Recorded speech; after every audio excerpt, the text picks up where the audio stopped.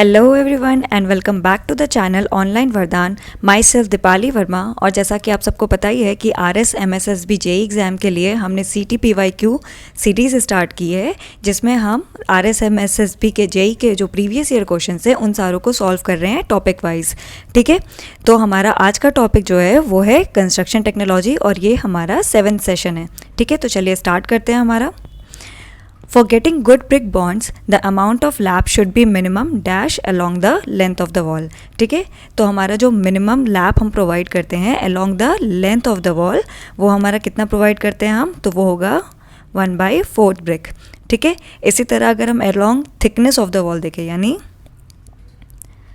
thickness of the wall की तरफ हम देखेंगे तो वो हमारा होगा हाफ brick का। ठीक है, वो हमारा कितना होगा, हाफ ब्रिक का होगा। क्लियर हो गया। चलो नेक्स्ट क्वेश्चन देख लेते हैं। नेक्स्ट क्वेश्चन है हमारा कि इंग्लिश बॉन्ड। अब इंग्लिश बॉन्ड हमारा क्या होता है, तो हम चेक कर लेते हैं कि हमारा इंग्लिश बॉन्ड क्या है। कि in which all the bricks are laid as headers on the face of the wall. Okay, फिर नेक्स्ट ऑप्शन देख लेते हैं। नेक्स्ट ऑप्शन हमारा consist of alternate courses of headers and stretchers, तो ये सही है हमारा। ठीक है, बाकी दोनों ऑप्शंस भी एक बार चेक कर लेते हैं। Is used when where bricks of different thickness are used, नहीं ये नहीं है। फिर in which all the bricks are laid as structure on the face of the wall, नहीं ये भी नहीं है, यानी कि हमारा बी ऑप्शन जो है वो करेक्ट है। अब देख लेते हैं कि हमारा जो टाइप्स ऑफ बॉन्ड होता है जो हम ब्रिक वर्क में यूज़ करते हैं वो हमारा कौन कौन सा होता है। पहला हम ये समझ लेते हैं, हमारा कौन सा, स्ट्रक्चर बॉन्ड। ठीक है, हमारा स्ट्रेचर बॉन्ड को देख लेते हैं हम। तो स्ट्रेचर बॉन्ड क्या होता है कि इस मेथड में, यानी in this method all the bricks are laid as stretchers on the faces. ठीक है, यानी कि अगर आप देखोगे ये हमारी वॉल हो गई, तो हमें क्या मिलेगा, हमें सारे के सारे स्ट्रेचर्स ही मिलेंगे। ठीक है, यानी कि ये सारे स्ट्रेचर्स ही हैं। क्लियर हो गया, समझ में आ गया। ये हमारा कौन सा हो गया, ये हमारा स्ट्रेचर बॉन्ड हो गया।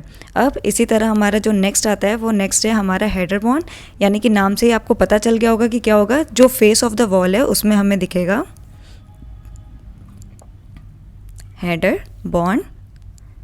ठीक है, तो इसमें जितना फेस हमें दिखेगा ये सारा हमारा क्या होगा, हेडर होगा। फेस ऑफ द वॉल पे हमें क्या दिखेगा, सारा का सारा हेडर।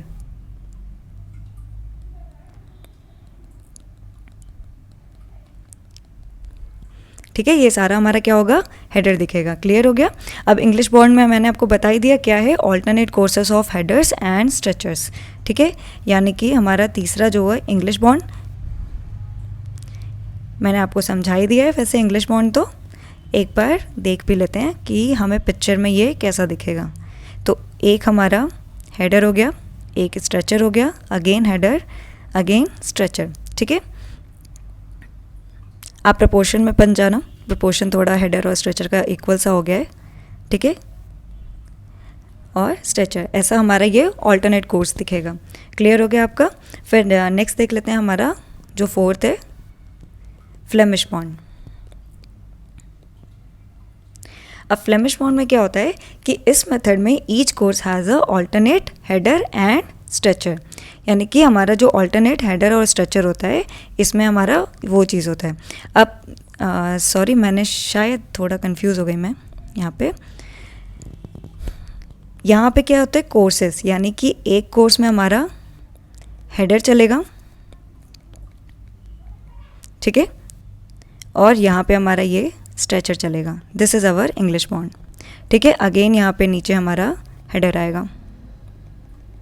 क्लियर हो गया, ये होता है हमारा इंग्लिश बॉन्ड।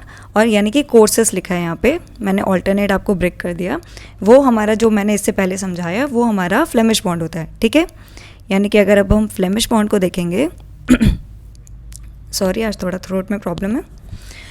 ओके, तो हम अपना फ्लेमिश बॉन्ड अगर देखेंगे तो हमारा क्या हो जाएगा, हमारा ईच, यानी कि ईच ऑल्टरनेट, यानी each course has alternate stretcher and alternate क्या कहते हैं, स्ट्रेचर एंड हेडर। ओके, यानी कि यहाँ पे हेडर हो गया, फिर स्ट्रेचर हो गया, फिर हेडर हो गया, फिर स्ट्रेचर हो गया। सिमिलरली यहाँ पे भी चलेगा, stretcher header stretcher header.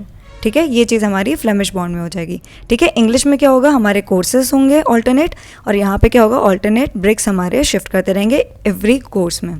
Clear हो गया ये चीज़। चलो नेक्स्ट क्वेश्चन देख लेते हैं।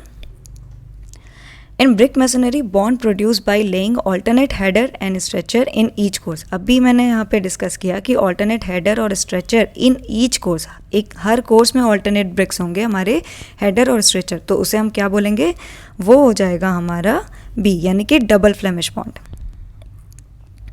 ठीक है, डबल फ्लेमिश बॉन्ड होता है वो हमारा, यानी कि मैंने आपको पीछे बताया कि उसे फ्लेमिश बॉन्ड कहते हैं, लेकिन वो हमारा क्या होता है, स्पेसिफिकली उसको हम डबल फ्लेमिश बॉन्ड बोलते हैं। ठीक है, तो डबल फ्लेमिश बॉन्ड आपको समझ में आ गया होगा, is defined as a brick bond having a header and stretcher alternatively placed in each course and has same appearance on both of its side.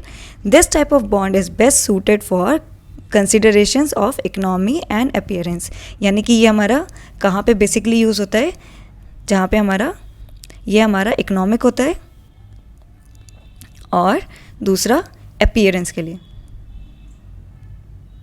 ठीक है, बेसिकली हम ये दो इसके बेनिफिट्स हैं, एडवांटेज आप समझ सकते हो। फिर it enables one brick wall to have flush and uniform faces on both the side. अब एक और क्या फ़ायदा है कि अगर हमने एक वॉल बनाई तो ये इस साइड से फेस और इस साइड से फेस, जो ये टेक्सचर हमें दिखेगा वॉल का, वो हमारा क्या होगा, सेम होगा। क्लियर हो गया, यानी आइडेंटिकल दिखेगा दोनों साइड पे। क्लियर हो गई होगी आई गेस चीज़ें। ठीक है, चलो नेक्स्ट क्वेश्चन पे बढ़ते हैं।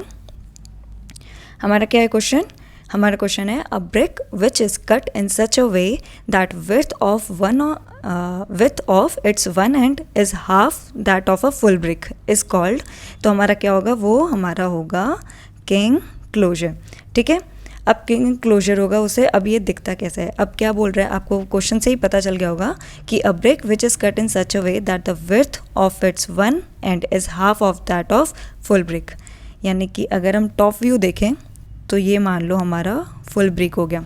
ठीक है, फिर यहाँ से हमने क्या किया, यहाँ से हमने कट लगाया, तो अब ये वन साइड क्या है, ये भी हाफ होता है इस फुल लेंथ का, और ये भी फुल लेंथ है हमारा, और ये जो होता है ये हाफ होता है इस पर्टिकुलर लेंथ का। क्लियर हो गया। तो हमारा किंग क्लोजर कैसा दिखेगा, हमारा किंग क्लोजर कुछ ऐसा दिखेगा, इसका टॉप व्यू। ठीक है, और अगर हम इसको साइड से देखें तो हमारा ये कुछ ऐसा दिखेगा।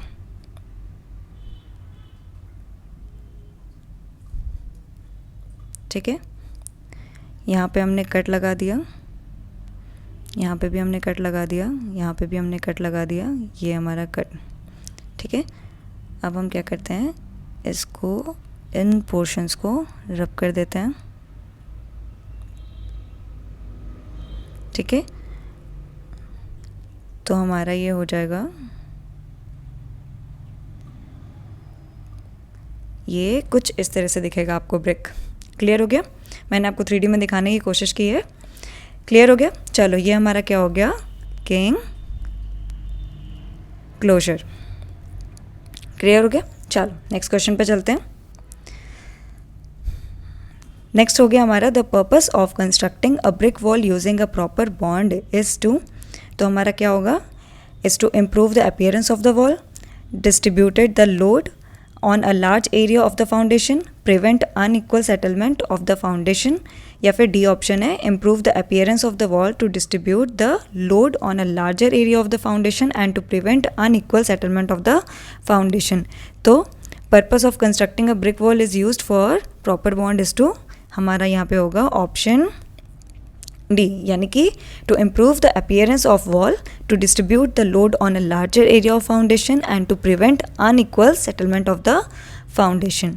क्लियर हो गया, समझ में आ गया। आई गेस ऑलरेडी ये स्टेटमेंट काफ़ी अच्छे से अपने आप में एक्सप्लेन करना है, मुझे कुछ एक्स्ट्रा बताने की ज़रूरत नहीं है यहाँ पे। ठीक है, तो नेक्स्ट क्वेश्चन की तरफ बढ़ते हैं। ठीक है, cornice is defined as, cornice क्या होता है हमारा, तो बेसिकली कॉर्निस क्या होता है हमारा, कॉर्निस is a decorative trim. Okay, it is a decorative trim located at the meeting point between walls and a roof or a ceiling. ठीक है, यानी किसके किसके बीच में होता है, वॉल के और जो रूफ या फिर सीलिंग होती है उनके बीच में होता है। तो कॉर्निसेस हमारा क्या होता है कि यूज़ करते हैं, किस लिए यूज़ करते हैं कि बिल्डिंग के एक्सटीरियर और इंटीरियर्स पे। कहाँ कहाँ पे होता है हमारा ये यूज़ कि उसके बिल्डिंग के एक्सटीरियर्स पे भी हम ये यूज़ करते हैं और उसके इंटीरियर पे भी। ठीक है, on the outside of the structure a cornice is located where wall meets the roof. यानी कि आप बेसिकली ये चीज़ समझ सकते हो, जैसे हमने ये वॉल कंस्ट्रक्ट कर दिया।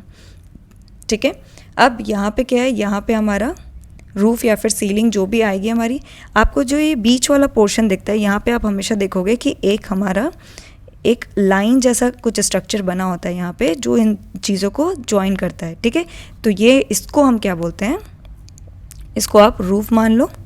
ठीक है, ये हमारी वॉल हो गई बिल्डिंग की, तो ये बीच में क्या है हमारा, ये होता है कॉर्निस। क्लियर हो गया। ठीक है, जैसा स्टेटमेंट से आप प्रोवाइड कर दिया कि कहाँ पे प्रोवाइड होता है, horizontal moulded projection provided near the top of the building. ठीक है, और भी ऑप्शंस देख लेते हैं, बाकी भी पढ़ लेते हैं एक बार। Horizontal course of a masonry projecting from the face of the wall, नहीं, कोई भी ऐसा प्रोजेक्शन नहीं होता, तो पहला वाला तो गलत हो गया। फिर covering placed on the expose top of the external wall, नहीं, हमारा ये टॉप पे कहाँ होता है, इससे ऊपर आपको रूफ भी मिल जाएगा, तो टॉप पे तो नहीं है। ओके, ये भी गलत हो गया। Triangular shaped portion of a masonry at the end of the sloped roof, नहीं, ये भी नहीं है। पहली बात तो इसका शेप ऐसा कुछ डिफाइन नहीं है यहाँ पे। दूसरी चीज़ कि हमारा ये क्या बोल रहा है कि at the end of the sloped roof, अब जहाँ पे स्लोपिंग रूफ है वहीं पे वो बोल रहा है प्रोवाइड करते हैं, पर ऐसा नहीं है। जहाँ पे भी हमारा जॉइंट आएगा किसका, वॉल और रूफ का या फिर वॉल और सीलिंग का, वहाँ पे हमें कॉर्नर्स प्रोवाइड करना ही पड़ेगा। क्लियर हो गया, यानी कि option B is the correct option. ठीक है, चलो नेक्स्ट देख लेते हैं। Question number 7, a ground and filling having low bearing capacity with heavy concentrated loads are generally supported by providing, यानी कि अब क्या बोल रहा है कि ground and a filling having low bearing capacity with a heavy concentrated load. ठीक है, यानी कि जो हमारा सॉइल है, मान लो ये ग्राउंड हो गया हमारा, यहाँ पे हमारा सॉइल है। अब इसकी जो बियरिंग कैपेसिटी है वो कम है किसके कंपैरिजन में, जो हमारा यहाँ पे लोड प्रोवाइड हो रहा है। ठीक है, ठीक है, कैसा लोड है हमारा, ये कंसनट्रेटेड लोड है, यानी कि सॉइल तो हमारा काफ़ी बड़ी जगह पे होता है, तो फिर ये होता है, ये हमारा एक सिंगल देख लो, तो ये यहाँ पे लोड दे रहा है। क्लियर हो गया, यानी कि कंसनट्रेटेड लोड की तरह एक्ट कर रहा है।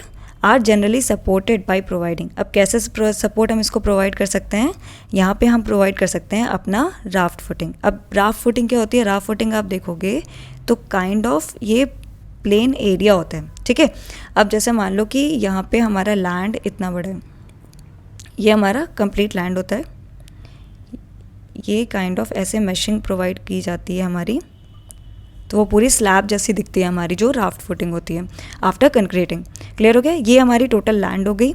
ठीक है, और यहाँ पे स्ट्रक्चर हमें बनाना है ये, और ये लैंड पूरी यूनिफॉर्म है, हम यहाँ पे नहीं। अब स्ट्रक्चर हमारे सिर्फ इतने पोर्शन में ही बनेगा, तो अब इतने बड़े एरिया में आप देख सकते हो कि जो ये स्ट्रक्चर है वो ऐसा कैसे एक्ट कर रहा है, वो एज अ कंसनट्रेटेड लोड हमारा एक्ट कर रहा है। लेकिन अब क्या है कि यहाँ पे बियरिंग कैपेसिटी सॉइल की अच्छी नहीं है, अगर यहाँ पे कंसनट्रेटेड लोड मिला तो यहाँ पे पंचिंग हो जाएगी, और पंचिंग से क्या होगा, हमारी ये चीज़ ज़मीन के अंदर जाना शुरू हो जाएगी। क्यों, क्योंकि सॉइल की बियरिंग कैपेसिटी काफ़ी लेस है as comparison to load. Clear हो गया, तो हम यहाँ पे क्या करेंगे, हम यहाँ पे राफ्ट फुटिंग प्रोवाइड कर देंगे कंप्लीट एरिया में। ठीक है, और फिर उसके ऊपर हम ये स्ट्रक्चर को कंस्ट्रक्ट करेंगे। तो ये क्या करेगा, ये हमारा लोड जो है यहाँ पे एज अ कंसनट्रेटेड लोड ना एक्ट करके इस राफ्ट फुटिंग की वजह से हमारा ये पूरा क्या कहते हैं कि यूनिफॉर्म लोड की तरह एक्ट करेगा। अब ये यूनिफॉर्म लोड की तरह एक्ट करेगा तो क्या होगा, लोड हमारे डिस्ट्रीब्यूट हो गए, दैट मीन्स कि यहाँ पे पंचिंग शेयर फेलियर नहीं होगा। क्लियर हो गया ये चीज़, आई गेस आपको समझ में आ गया होगा। तो हमें यहाँ पे क्या प्रोवाइड करना पड़ेगा, राफ्ट फुटिंग, ताकि हम लोड को यूनिफॉर्मली पूरे लैंड पे क्या करें, स्प्रेड कर पाएँ या फिर डिस्ट्रीब्यूट कर पाएँ। क्लियर हो गया, चलो नेक्स्ट देख लेते हैं। अच्छा, इससे पहले मैं आपको एक चीज़ और बता दूं कि राफ्ट फुटिंग हम बेसिकली कहाँ कहाँ रिकमेंड करते हैं। ठीक है, तो इसका आप लोग ये देख लो कि हमारा क्या होगा, जब बियरिंग कैपेसिटी लो हो, दैट क्या कहते हैं, अभी आपको मैंने बता ही दिया कि जब बियरिंग कैपेसिटी इज़ लो। ठीक है, तो हम क्या प्रोवाइड करते हैं, तो हम प्रोवाइड करते हैं अपना राफ्ट फुटिंग। ठीक है, फिर उसके बाद सेकंड क्या है कि walls of the structure are so closed that individual footing would overlap, यानी कि क्या होगा कि जब हमारे walls of the structure are so closed, यानी जो वॉल्स है, यानी कि रूम्स काफ़ी छोटे छोटे बना रखे हैं, डिवीजन बहुत ज़्यादा है, तो हमारे वॉल्स क्या है काफ़ी पास पास पास पास पास पास हो रखे हैं, ठीक है। तो क्या होगा कि ये फुटिंग पे क्या है वो कंसनट्रेटेड लोड की तरह एक्ट करने लगेंगे, क्योंकि आपको पता है कि वॉल्स से ही सारे लोड ट्रांसफ़र होते हैं, ठीक है, और ट्रांसफ़र होकर वो नीचे पहुँचते हैं। तो वो क्या है कि वो भी कंसनट्रेटेड लोड की तरह एक्ट करने लगेगा, तो वहाँ पर हमें क्या कहते हैं कि राफ्ट फुटिंग प्रोवाइड करनी पड़ेगी। यानी दूसरा क्या हो गया, walls of structure is too close, ठीक है, ये सेकेंड हो गया। फिर थर्ड देख लेते हैं कि large concentrated loads are applied, जहाँ पे भी हमारा कंसनट्रेटेड लोड ज़्यादा है, large concentrated loads are applied, ठीक है। Large concentrated loads are applied, जहाँ पे भी हमारा लार्ज कंसनट्रेटेड लोड्स आएगा वहाँ पे हमें क्या प्रोवाइड करना पड़ेगा, अपना राफ्ट फुटिंग। क्लियर हो गया। एक और देख लेते हैं, और कहाँ कर सकते हैं, individual footing would cover more than about half of the construction area, ठीक है। अब इंडिविजुअल फुटिंग क्या है कि हमारे जो कंस्ट्रक्शन साइट का हाफ एरिया होगा वो हमारी इंडिविजुअल फुटिंग जो है वो ऑक्यूपाई करेगी। जैसे मान लो कि कहने का मतलब है जैसे ये हमारा पूरा कंस्ट्रक्शन एरिया था, मैंने आपको बताया कि ये पूरा कंस्ट्रक्शन एरिया है, तो हमारा क्या होगा कि मिनिमम से मिनिमम जो हमारी राफ फुटिंग होगी वो इस एरिया का कम से कम हाफ एरिया, यानी इस एरिया को आप मान लो कि x है, तो half of x will be covered by raft footing, ठीक है। इसको भी एक बार हम मेंशन कर ही लेते हैं कि individual footing would cover more than half of the construction area. Clear हो गई ये चीज़। चलो नेक्स्ट क्वेश्चन पे चलें। Okay, parapet wall is protected from rain water bye, अब क्या है, parapet wall is protected from rain water. Parapet wall को हम रेन वाटर से कैसे प्रोटेक्ट करते हैं, तो क्या प्रोवाइड करना पड़ता है हमें, brick coping, brick सिल्स, brick cobbles या फिर ब्रिक लिंटल्स। तो अब हम क्या प्रोवाइड करेंगे, ब्रिक कोपिंग। अब ब्रिक कोपिंग होती क्या है देख लेते हैं। अब इस ब्रिक कोपिंग क्या है, हमारी जो top of the parapet wall है is finished with a special course to protect it from the rain water, ठीक है। एक स्पेशल कोर्स से हम बनाते हैं वहाँ पे, जिससे हमारा पैरापेट वॉल जो है हमारा प्रोटेक्ट कर पाए, ताकि उसको किससे, रेन वाटर से। क्लियर हो गया। फिर इसमें क्या है, this course is called coping which is made up of brick, stone and concrete etcetera, ठीक है। ये ब्रिक कोपिंग जो हम कंस्ट्रक्ट करते हैं, कहाँ पे कंस्ट्रक्ट करते हैं कि ये कोर्स हमारा पैरापेट वॉल के टॉप पे बनता है। जैसे ये हमारी पैरापेट वॉल है तो यहाँ पे हम प्रोवाइड करते हैं। तो ये किस किस चीज़ की, क्या क्या मटेरियल हम यूज़ कर सकते हैं इसको बनाने में, तो हम ब्रिक्स भी यूज़ कर सकते हैं, स्टोन भी यूज़ कर सकते हैं और हमारा कंक्रीट भी यूज़ कर सकते हैं और एक्सेट्रा। बेसिकली ये तीन चीज़ हम यूज़ करते हैं। समझ में आ गई ये चीज़ें। चलो नेक्स्ट क्वेश्चन पे चलते हैं। Herring bone bond is commonly used for, अब हेरिंग बोन बॉन्ड हम बेसिकली किसके लिए यूज़ करते हैं, तो हेरिंग बोन पैटर्न जो है it is an kind of a arrangement of rectangles, ठीक है। तो ये क्या है हमारा, basically it is an arrangement of rectangles. अब किस लिए, जो बेसिकली हमारा यूज़ होता है किसके लिए, for floor tilings and road pavement. Clear हो गया, आई गेस समझ में आ गया होगा। हेरिंग बोन बॉन्ड क्या होता है, हमारा ये अरेंजमेंट ऑफ रेक्टेंगल्स होता है। तो हमने क्या किया, इसका अरेंजमेंट ऑफ रेक्टेंगल्स है और यूज़ किस लिए किया जाता है, फॉर फ्लोरिंग टाइलिंग्स और रोड पेवमेंट के लिए। अब देख लेते हैं कि हमारा कौन सा ऑप्शन मैच कर रहा है, तो ब्रिक पेविंग, हाँ ठीक है। अब इसने बोला ही है ब्रिक पेविंग, आप रोड पे आप देख ही सकते हो कि आपको ब्रिक्स का कुछ ऐसा पैटर्न मिलता है।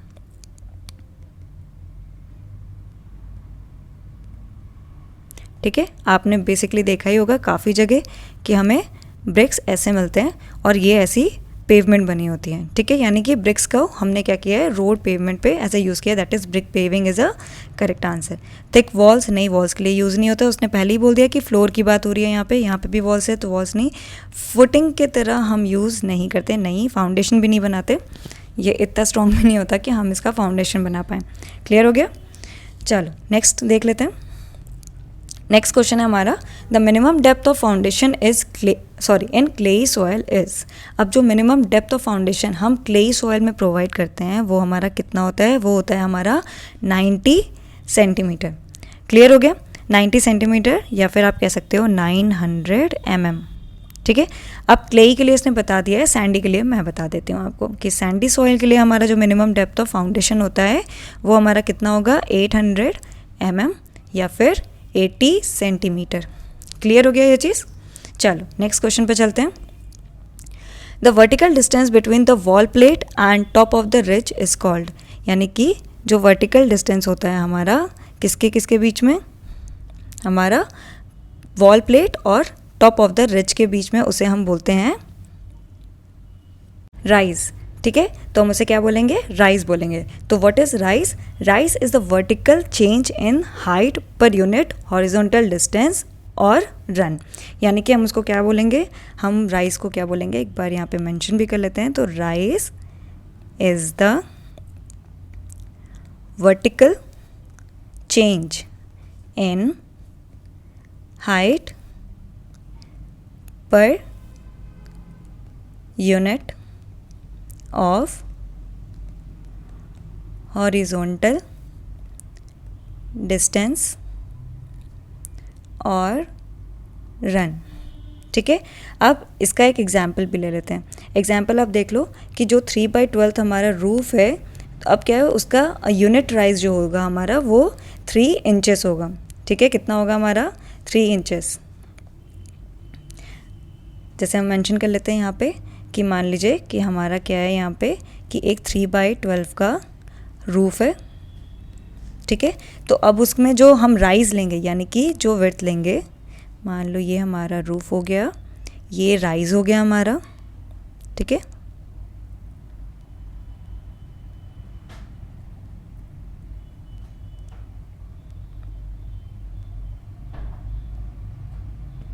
ठीक है, यहाँ पे आप थोड़ा देख लेना, थोड़ा फिगर बिगड़ गया, कोई नहीं। चलो, तो ये जो आपको बेसिकली ये जो राइज दिख रहा है ना, ये हमारा क्या आएगा, ये हमारा आएगा 3 इंचेस का, यानी हाइट ऑफ द राइज हमारा क्या होगा, अराउंड हॉरिजॉन्टल, तो ये राइज हमारा आएगा 3 इंचेस का। अगर हमारी जो रूफ है वो 3/12 है, यानी कि जो उसका विड्थ और लेंथ हो गया, अगर हमारी इतनी है तो। क्लियर हो गया? आई गेस समझ में आ गया होगा आपको राइज क्या होता है, ठीक है। चलो नेक्स्ट देखते हैं। अब क्या है यहाँ पे, to maintain free ventilation and privacy in room which of the following type of doors should be provided in a building, ठीक है। यानी कौन से टाइप की रोड हमें क्या है प्रोवाइड करनी चाहिए, तो हमें प्रोवाइड करनी है यहाँ पे वेनेटियन या फिर हमारा लोवर्ड डोर्स, और क्या बोलते हैं हम इसको, LOUVERED, लोवर्ड डोर्स, ठीक है। लोअर डोर्स हमारा प्रोवाइड करते हैं। अब ये बेसिकली हमारा जो वेनेटियन डोर्स है ये हमारा क्या प्रोवाइड करता है, तो ये परमिट करता है, किसको परमिट करता है, सबसे पहले हम देख लेते हैं फ्री वेंटिलेशन, ठीक है। ये क्वेश्चन में भी आपको दिख रहा है कि वो मेंशन करके रखा है फ्री वेंटिलेशन। फिर एट द सेम टाइम और साइमल्टेनियसली हमारा क्या चल रहा होता है कि ये और क्या मेंटेन करता है, हमारी प्राइवेसी ऑफ द रूम, ठीक हो, ठीक है। अब ये चीज़ हो गया हमारा, क्या है कि फिर these doors are generally used for, क्या कहते हैं कि बाथरूम्स और रेजिडेंशियल और पब्लिक बिल्डिंग्स, ठीक है। हमें कहाँ कहाँ यूज़ होता है, used in bathrooms of residential and public buildings, ठीक है। क्लियर हो गया? हमें पता चल गया है वैनिटी एंड डोर्स क्या होता है, ये प्रोवाइड करता है क्या, फ्री वेंटिलेशन, फिर प्राइवेसी प्रोवाइड करता है। उसके बाद कहाँ कहाँ हम यूज़ करते हैं, तो हम इसको यूज़ करते हैं कि बाथरूम ऑफ जो भी रेजिडेंशियल और पब्लिक बिल्डिंग्स होती हैं वहाँ के वॉशरूम यानी बाथरूम के लिए हम इस गेट को यूज़ करते हैं। ठीक है, चलो नेक्स्ट क्वेश्चन देख लेते हैं। The economical construction on the top of the 3 meter wide window will be that of, तो क्या होगा हमारा ये लिंटल, यानी कि the economical construction on the top of the 3 meter wide window, यानी कि ये हमारी 3 मीटर वाइड विंडो है, तो हमने उसके ऊपर क्या एक प्रोवाइड करना पड़ता है। हर विंडो के ऊपर आपको अच्छे से पता है कि हमारा क्या प्रोवाइड होता है, लिंटल।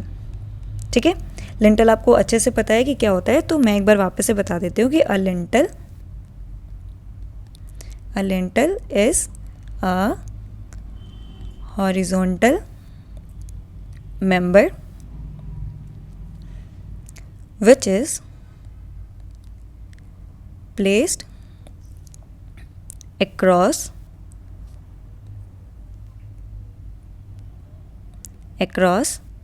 the openings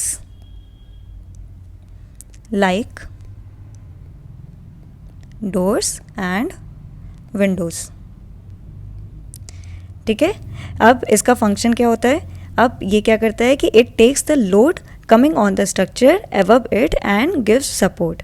ठीक है, ये किसका लोड लेता है, यानी कि आप मान लो कि इसके ऊपर भी वॉल होगी।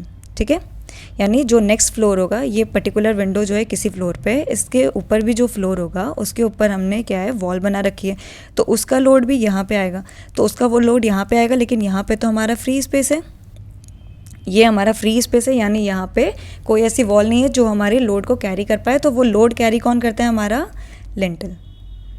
क्लियर हो गया, तो वो लोड सारा का सारा हमारा लिंटल कैरी करता है।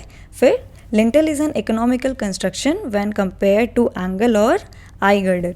ठीक है, आई सेक्शन का जो गर्डर प्रोवाइड करते हैं, या फिर हम अगर एंगल प्रोवाइड करेंगे यहाँ पे, तो उससे ज़्यादा हमें क्या पड़ता है, चीप पड़ता है। क्लियर हो गया, यानी कि इस जगह पे हम क्या और प्रोवाइड कर सकते हैं, हम आई गर्डर और यहाँ पे एंगल आयरन फ्रेम भी प्रोवाइड कर सकते हैं, लेकिन हमें वो क्या पड़ता है, कॉस्टली, और लिंटर हमें चीप पड़ता है। ठीक है, ऐसा भी नहीं है कि इतना चीप पड़ता है, बट इनके कंपैरिजन में वो चीप है हमारे लिए, तो फिर हम क्या प्रोवाइड करते हैं, हमारे लिए लिंटल जो है वो इकोनॉमिकल कंस्ट्रक्शन हो गया, दैट इज इकोनॉमिकल कंस्ट्रक्शन हो गया हमारे लिए। क्लियर है, चलो नेक्स्ट क्वेश्चन पे चलते हैं। अब क्या है, the size of the step commonly adopted for staircase in the residential building. अब क्या है, जो आइडियल साइज है, ठीक है, किसके लिए, जो स्टेप हम स्टेयरकेस में प्रोवाइड करते हैं उसकी हम क्या विड्थ लेके चलते हैं, तो वो हमारी कितनी होगी, ये एक फैक्चुअल क्वेश्चन है, तो हमारी वो कितनी है देख लेते हैं हम, 25 सेंटीमीटर इंटू 16 सेंटीमीटर। ये आपको याद रखना है कि फॉर रेसिडेंशियल बिल्डिंग, ठीक है, तो साइज ऑफ स्टेप कितना होगा यहाँ पे, साइज ऑफ स्टेप, ठीक है, जनरली जो अडॉप्ट किया जाता है वो होता है हमारे 25 सेंटीमीटर इंटू 16 सेंटीमीटर। अब यही चीज़ हम देख लेते हैं कि फॉर पब्लिक बिल्डिंग हमारा ये कितना होगा, size of step in staircase हमारा होगा 27 सेंटीमीटर इंटू 15 सेंटीमीटर, और हमारा दूसरा क्या हो सकता है 30 सेंटीमीटर इंटू 13 सेंटीमीटर। क्लियर हो गया, ये दो साइज़ हमारे क्या है पब्लिक बिल्डिंग के लिए, और रेसिडेंशियल बिल्डिंग के लिए हमारा फिक्स है कितना 25 centimeter into 16 centimeter. I hope ये क्लियर हो गया होगा। चलो नेक्स्ट देख लेते हैं। The window which projects outward from the wall, okay, of a room to provide an increase area of opening for admitting more light and ventilation is called. ठीक है, तो ऐसे विंडो को हम क्या बोलते हैं, ऐसे विंडो को हम बोलते हैं बे विंडो। अब बे विंडो की डेफिनेशन बताने की ज़रूरत नहीं है, क्योंकि ऑलरेडी क्वेश्चन में काफ़ी इलेबोरेटेड तरीके से उन लोगों ने मेंशन किया है। यानी कि हमारा इसका फर्स्ट जो होगा वो क्या है कि हमारा विंडो क्या है, हमारा projected outward from the wall है, यानी इसका पहला फीचर हो गया कि ये प्रोजेक्टेड कहाँ रहता है, आउटवर्ड फ्रॉम द वॉल। ठीक है, फिर उसके बाद दूसरा क्या है हमारा, अब ये क्या करता है कि हमारा एडमिटिंग यानी कि एडमिट करता है क्या, मोर लाइट एंड मोर वेंटिलेशन, यानी इसमें वेंटिलेशन ज़्यादा प्रॉपर होता है और सनलाइट भी हमें ज़्यादा मिलती है। क्लियर हो गया? दैट मीन्स कि a bay window is a window space projecting outward from the main walls of the building and forming a bay in the room. Clear हो गया? समझ में आ गया? सब कुछ यहाँ पे मेंशन है। चलो नेक्स्ट क्वेश्चन पे चलते हैं। ट्रेसल स्कैफोल्डिंग इज़ यूज्ड फॉर। अब ट्रेसल स्कैफोल्डिंग किस लिए हम यूज़ करते हैं? तो ट्रेसल स्कैफोल्डिंग हम यूज़ करते हैं for painting and repair works inside the room up to a height of 5 meter. ठीक है, स्कैफोल्डिंग्स आपको बहुत अच्छे से पता है कि जैसे ये हमारी बिल्डिंग हो गई, ठीक है, आपने बिल्डिंग में देखा होगा कि किसी भी बिल्डिंग का मेंटेनेंस चल रहा है या फिर सारी चीज़ें चल रही हैं तो आपको यहाँ पे बैम्बूज़ के एक ये बिल्डिंग हो गई हमारी, ठीक है, तो यहाँ पे आपको ये बैम्बूज़ लगे हुए दिखते हैं। ठीक है, हर फ्लोर पे आपको यहाँ पे ये टेम्परेरी स्ट्रक्चर होता है जो हमारी पेंटिंग वगैरह के लिए आप देखते हो कि इस पे जो होते हैं वर्कर्स यहाँ पे प्रेजेंट होते हैं और ये बाहर से क्या करते हैं, बिल्डिंग की मेंटेनेंस यानी फिनिशिंग यानी जो पेंटिंग वगैरह होता है या फिर क्लीनिंग पर्पज़ के लिए होता है, ये सारी चीज़ें को काम हमारा करते हैं। क्लियर हो गया? यहाँ पे आपको कहाँ मिलेगी, फिर बिल्डिंग के बाहर ऐसे स्कैफोल्डिंग्स आपको लगी हुई दिखेगी। ठीक है, बेसिकली कहीं भी जिस भी बिल्डिंग का रिपेयर या फिर रिपेंटिंग वर्क चल रहा हो या फिर मिनिमम मेंटेनेंस का वर्क चल रहा हो, वहाँ पे भी आपको स्कैफोल्डिंग्स ऐसे इस तरह से दिख जाएंगी। ठीक है, ये kind of a temporary structure होता है। क्लियर हो गया? तो चलो देख लेते हैं। तो ट्रेसल स्कैफोल्डिंग हमारी किसके लिए यूज़ होती है? Up to 5 meter. ठीक है, अब यहाँ पे देखो, अब बी ऑप्शन में यहाँ पे दिख गया कि height of 5 meter. That means कि हमारा बी ऑप्शन जो है वो करेक्ट स्टेटमेंट है। क्लियर हो गया? फिर it is a type of working platform which is suitable for construction. ये कंस्ट्रक्शन के लिए भी हमारा यूज़ होता है, लेकिन अब कंस्ट्रक्शन कहाँ पे होगा? कंस्ट्रक्शन जो कि हाइट ऑफ 5 मीटर होगा, बस वहाँ पे ही हम यूज़ कर सकते हैं। क्लियर हो गया ये चीज़? फिर इट इज़ क्या कहते हैं, it can be made with metal और वुड।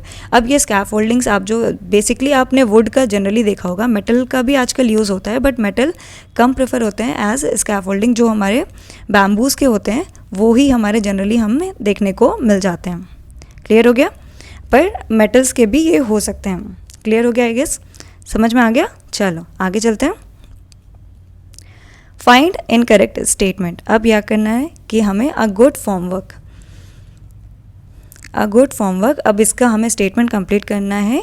अब जो इनकरेक्ट है हमें उसको आंसर सेलेक्ट करना है। ठीक है, तो हम पढ़ लेते हैं। फिर अब गुड फॉर्मवर्क की हम क्या करते हैं, यहाँ पे कैरेक्टरिस्टिक देख लेते हैं तो हमें ईजी हो जाएगा ऑप्शन एलिमिनेट करना। ठीक है, qualities of a good form work क्या क्या होगा? It should be adequately strong to withstand an extensive variety of dead load and live load. यानी कि मेंशन कर लेते हैं। फर्स्ट हमारा क्या हो गया? It should B adequately strong to withstand and extensive variety of dead load and live load। ठीक है, यानी कि हमारा ये इतना स्ट्रॉन्ग होना चाहिए कि ये हमारे अलग अलग टाइप के जो डेड लोड होते हैं और अलग अलग टाइप के जो लाइव लोड्स आएंगे उसको बेयर करने के लिए रेडी हो। ठीक है, ऐसा नहीं कि थोड़ा सा भी चेंज, मतलब जैसे एक particular kind of a dead load हम यूज़ कर रहे हैं और उससे अलावा हमने कोई और डेड लोड वहाँ पे अगर प्लेस किया तो क्या होगा, ये फेल कर जाएगा। तो ऐसा नहीं होना चाहिए। ठीक है, अगर ऐसा है तो फिर वो हमारा गुड फॉर्म वर्क नहीं है, और अगर ऐसा नहीं है दैट मीन्स कि वो हमारा गुड फॉर्म वर्क है। क्लियर हो गया? चलो नेक्स्ट देख लेते हैं इसका। तो नेक्स्ट क्या है हमारा कि the joints in the formwork should be tight enough to prevent leakage of cement grout. अब क्या है कि हमारा जो फोमवर्क होना चाहिए, फोमवर्क हमारा इतना स्ट्रॉन्ग होना चाहिए कि उसमें से लीकेज नहीं होनी चाहिए। दैट मीन्स किसकी लीकेज? यानी कि जब हम कंक्रीटिंग करेंगे वहाँ पे हम सीमेंट वहाँ पे डालेंगे तो हमारा जो सीमेंट है, ऐसा नहीं कि जो जॉइंट है उस जॉइंट्स में से हमारा सीमेंट का जो पेस्ट है वो लीक करना चालू हो जाए। ठीक है, यानी कि the joints in the form work should be tight enough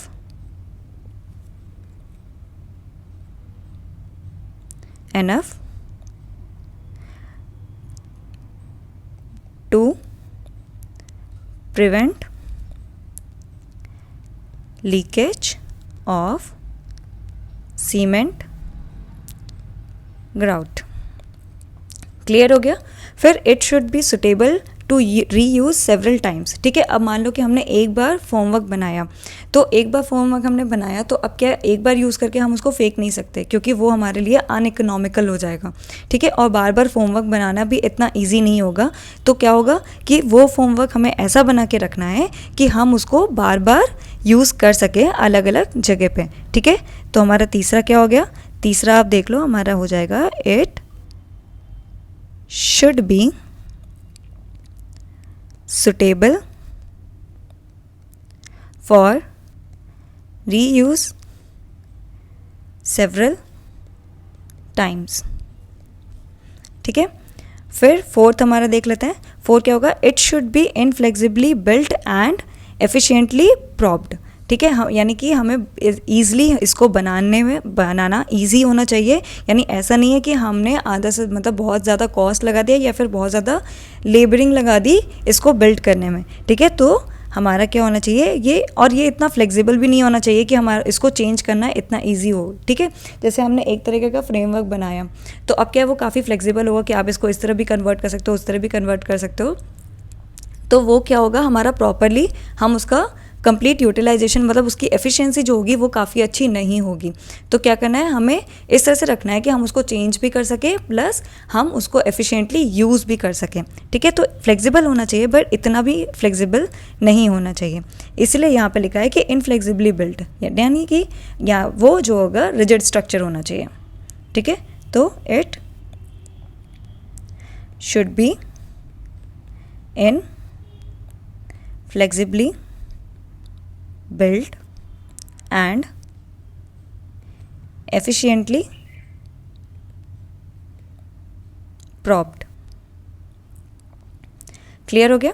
तो चलो अब देख लेते हैं इसमें। यहाँ पे क्या लिखा है? Should B water proof so that it does not absorb water from the concrete. True, clear है।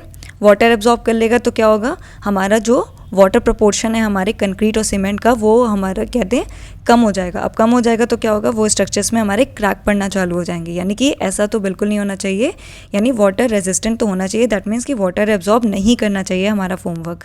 ठीक है, तो ये ट्रू हो गया हमारा। सेकेंड स्टेटमेंट देख लेते हैं कि सॉरी ये आंसर नहीं है, ये स्टेटमेंट ट्रू है, यहाँ पे टिक लगा लेते हैं। अब क्या है, should be strong enough to withstand all loads. Obviously मैंने अभी यहाँ पे बताया आपको कि यहाँ पे क्या होगा, हर टाइप के डेड लोड और लाइव लोड को कैरी करने के लिए ये इनफ स्ट्रॉन्ग होना चाहिए, यानी अच्छा खासा स्ट्रॉन्ग होना चाहिए ताकि ये फेल ना कर जाए जब इस पर लोड अप्लाई हो। ठीक है, तो ये भी ट्रू है। सरफेस शुड बी रफ, नहीं, आप अब देखोगे कि जब भी हम कंक्रीटिंग करते हैं, ठीक है, जब भी हम कंक्रीटिंग करते हैं तो हमें अपने कंक्रीटिंग का जो सरफेस का टेक्सचर चाहिए होता है, क्या वो हमें रफ़ चाहिए होता है? कभी आपने देखा है ऐसा कि हमें रफ़ टेक्सचर चाहिए?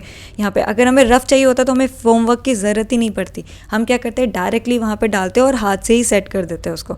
ठीक है, लेकिन हमें रफ़ नहीं, स्मूथ टेक्सचर चाहिए और पर्टिकुलरली एक साइज़ होता है हर स्ट्रक्चर का, उस पर्टिकुलर साइज़ में चाहिए।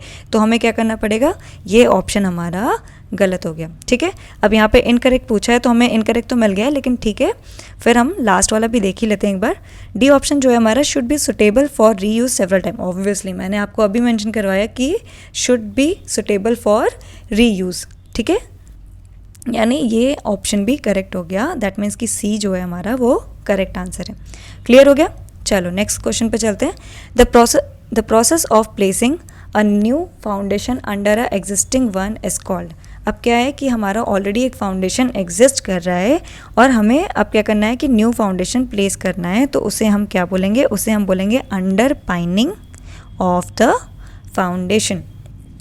क्लियर हो गया हमारा क्या होता है, under pining of the foundation, यानी कि process of placing a new foundation under an existing one और स्ट्रेंथनिंग द एग्जिस्टिंग फाउंडेशन। ठीक है, इसको हम और क्या बोल सकते हैं, इसको हम यानी process of placing the new foundation, ये तो आपको क्वेश्चन में ही पता चल गया. एक और टर्म हम यूज़ करते हैं, वो भी मैं बता दे रही हूँ, that is our strengthening and existing foundation. ठीक है, क्लियर हो गया. अंडरपाइनिंग ऑफ फाउंडेशन या फिर strengthening and existing foundation. Clear हो गया. अब देखो नेक्स्ट क्वेश्चन है हमारा, for the orientation of residential building. ठीक है, for the orientation of residential building in north India it is considered to be the best when it is facing. अब क्या है कि हमारे वास्तुशास्त्र भी ठीक है देखा जाता है, तो हमारा क्या है कि नॉर्थ इंडिया में जो ओरिएंटेशन होना चाहिए, यानी जो उसका फ्रंट फेस होना चाहिए रेजिडेंशियल बिल्डिंग का, वो किस तरफ हमारा फेस करना चाहिए. तो ये आप याद रख लो कि वो हमारा फेस करना चाहिए टुवर्ड्स साउथ. ठीक है, तो generally in northern parts of India अब क्या होता है हमारा, where the winter are cold and south facing house is advantageous as interior will get hours of sunlight thereby keeping the house warmer at night. Clear हो गया.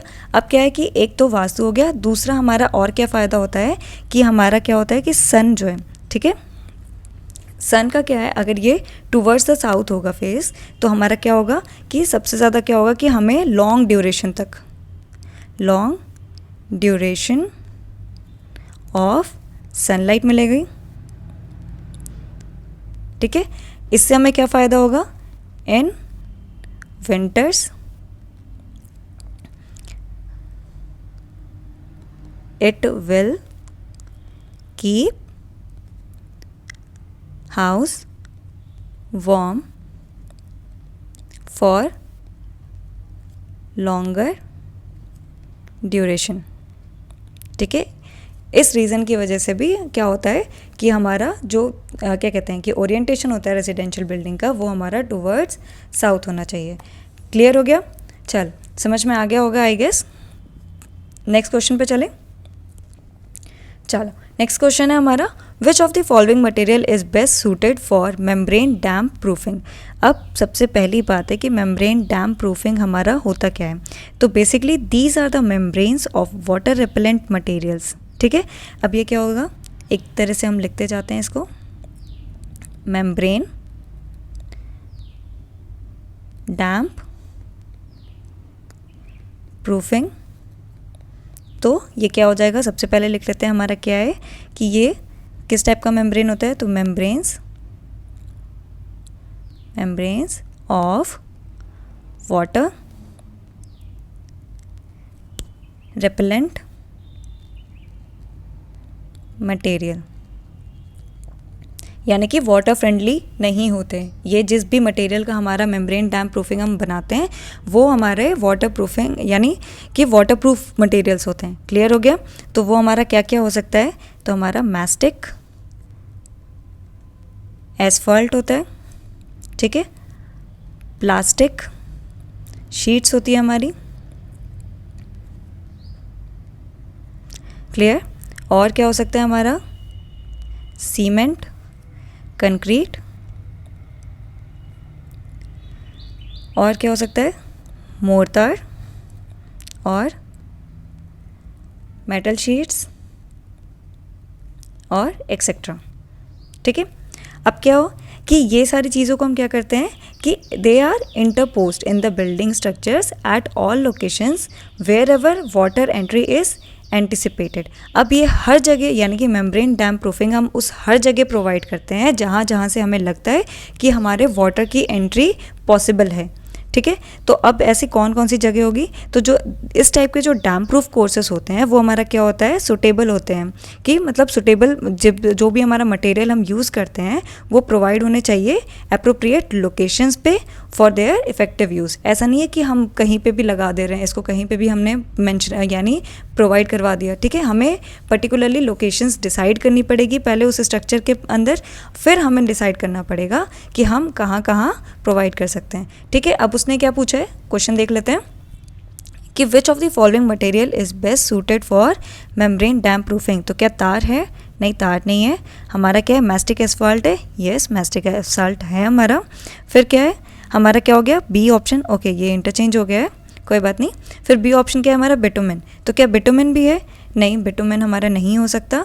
तो क्या होगा, करेक्ट ऑप्शन जो है हमारा ऑप्शन सी है, which is mastic asphalt, जो मैंने आपको एसफाल्ट जो मैंने यहाँ पे आपको मेंशन भी करके बताया है। उसके अलावा भी मैंने आपको 4-5 और ऑप्शंस दे दिए हैं, जिससे आपको पता चल जाएगा। अगर नेक्स्ट टाइम नेक्स्ट ऑप्शन पूछता है तो आपको पता होगा, ये चीज़ क्लियर हो गई।